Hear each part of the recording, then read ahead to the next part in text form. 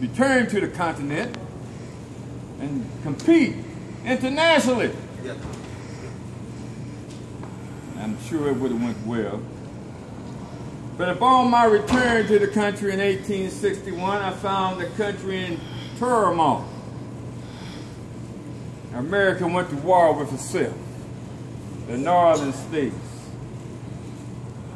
fighting against those succeeding southern states who were fighting for their rights to keep the institution of slavery. Now, free black men, such as myself, who lived in the North, and those who had escaped from slavery from the South, started forming militias, marching, drilling, arming ourselves. The idea was, we felt if we helped the North win the war, perhaps that would indeed end slavery. But when black men presented themselves to the federal authorities, we were told that this was a white man's war and we had no part in it. You see, there was some old law that prohibited black men from taking up arms against white men, even though we had the common enemy. And the commander-in-chief, President Lincoln, was under the impression that the war would only last a few months. Then twice as many northern states as there was southern states. But as you all know, the war drug on for more than a year and a half. The North had won no major victories. Men were dying like flies. I'm talking about by the tens of thousands. The American citizens pressed President Lincoln to bring this terrible war to an end.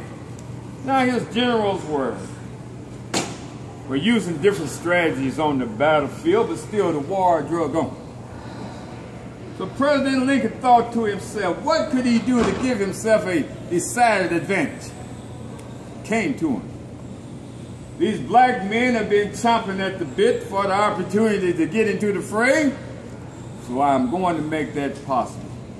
So on January 1st, 1863, President Lincoln announced the Emancipation Proclamation.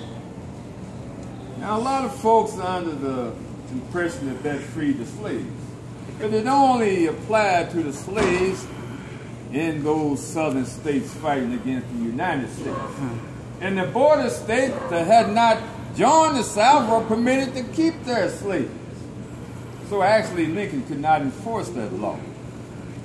But the significance of the Emancipation Proclamation that's often not highlighted is that it went on to say that now black men could become soldiers.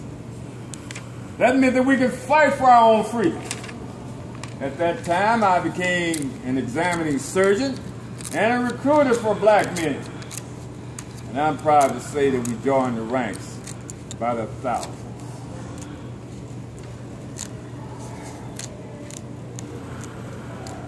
And then, just last year, folks, 1864, in an act of desperation, the Confederate Congress authorized the recruitment of black men for military service in the South. Now, there had been some black men who had accompanied the Confederate forces, but they were promised their freedom or they were threatened that their families would be sold off, this sort of thing. But they could never take an oath of allegiance. You have to be a man to do that.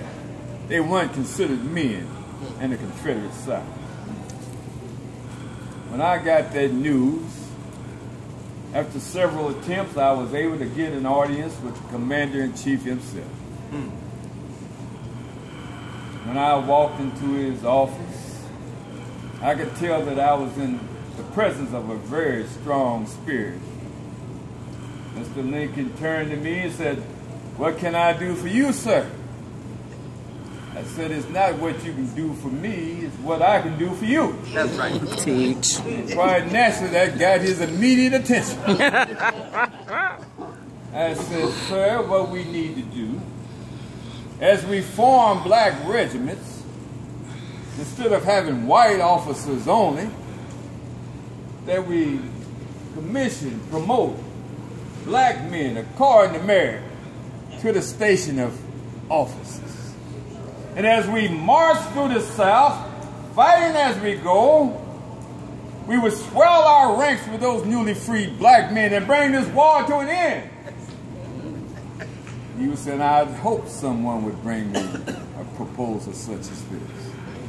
So on February 26, 1865, I was commissioned the rank of major, the first fairly authorized black commander in U.S. military history. Now, other black regiments had been formed, and they had their own black officers, but they weren't fairly recognized, you see. And among my first assignments were the formation, recruitment of 2 black regiments, the 104th and the 105th Colored Infantry. I'm proud to say that the 104th has realized its full capacity. And I need only to form 1 more regiment, the 105th, to complete my assignment. Hey, as I look around,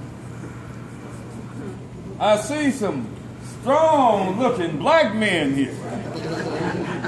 Are there any black men willing to step forth in service of their country and for the freedom and dignity of their people? Are you willing to fight for that? Yes, sir. Step up. I need some recruits. Step up, gentlemen. Step forward. What about me? You're not a man and you're not black. I am black. We'll take any man with the spirit to fight for us. There we go. That's right. Thank you, sir. Thank you for joining us, sir. All right, very good. Look at here they come. Thank you, sir. Thank you, sir. Thank you, sir. Thank you. Stop. Here they come. Yeah. Come in, man. Come in. Thank you, sir. Right. Thank you. Very good. Very good. All right. I'm joining. You see? Very good. See? They've been here the entire time.